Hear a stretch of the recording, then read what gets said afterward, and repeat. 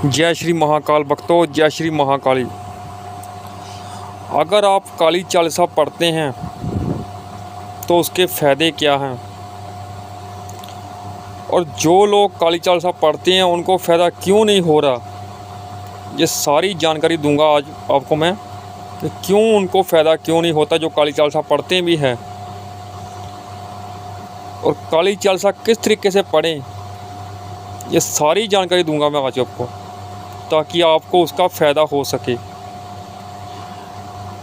क्योंकि बहुत लोग पूजा पाठ करते हैं, बहुत पाठ करते हैं, लेकिन उनको अंश मात्र भी उसका फ़ायदा नहीं होता, उल्टा उसको नुकसान होता है उनका। वो क्यों होता है? इनमें सारी गलती आप ही की होती है, क्योंकि आप ना तो आपका कोई गुरु होता है, इसलिए आपको नुकसान होता है उसका, ना ही आपको तरीका पता होता है। आज आपको बताऊंगा कि बिना गुरु के आप सिर्फ तरीके से ही अगर आप काली चालीसा पढ़ते हैं, कोई भी पूजा पाठ करते हैं, तो उसका फ़ायदा होगा आपको।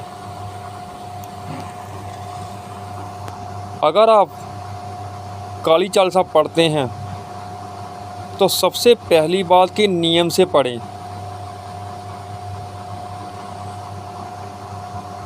काली चालीसा ज़्यादातर आपको शाम को टाइम ही पढ़नी चाहिए, क्योंकि महाकाली पूजा शाम के टाइम ही होती है, सुबह बहुत कम होती है। और अगर आप फ़ायदा चाहते हैं महाकाली पूजा का, चालीसा का उसकी, तो आप शाम के टाइम पढ़ें 6 बजे के बाद।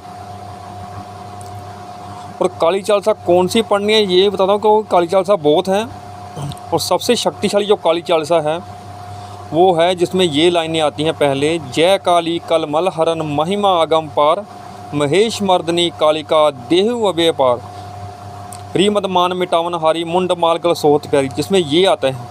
ये काली चालीसा पढ़नी है आपको।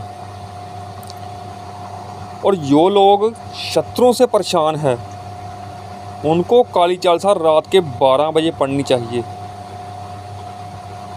सबसे विशेष महाकाली की पूजा चालीसा पढ़ने का नियम है 12 बजे रात को, मध्य रात्रि। और जब भी आप काली चालीसा पढ़ें, चाहे शाम को पढ़ें चाहे सुबह पढ़ सकते हैं आप, ज़्यादा नियम की बात नहीं है कि आपने शाम को ही पढ़नी है।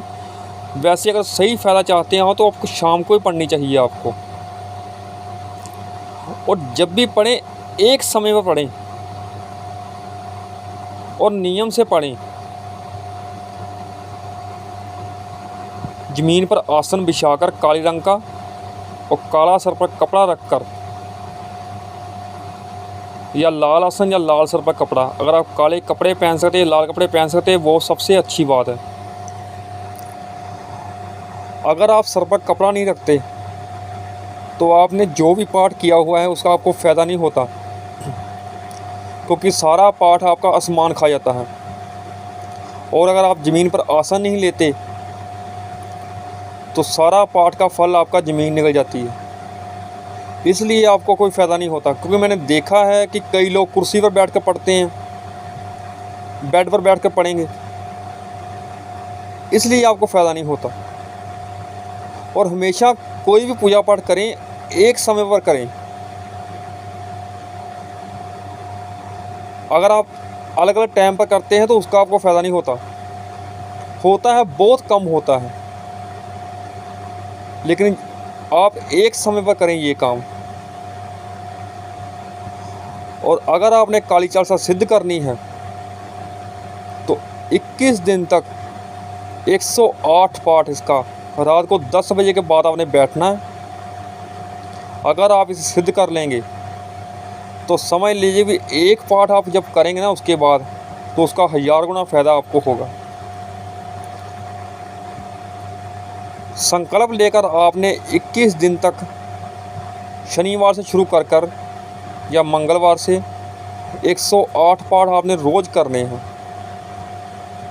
ब्रह्मचर्य का पालन, अंडा मीट शराब आपने नहीं खाना, और ज़मीन पर ही सोना है आपने। और आखिरी दिन आपने 11 पाठ का हवन करना है,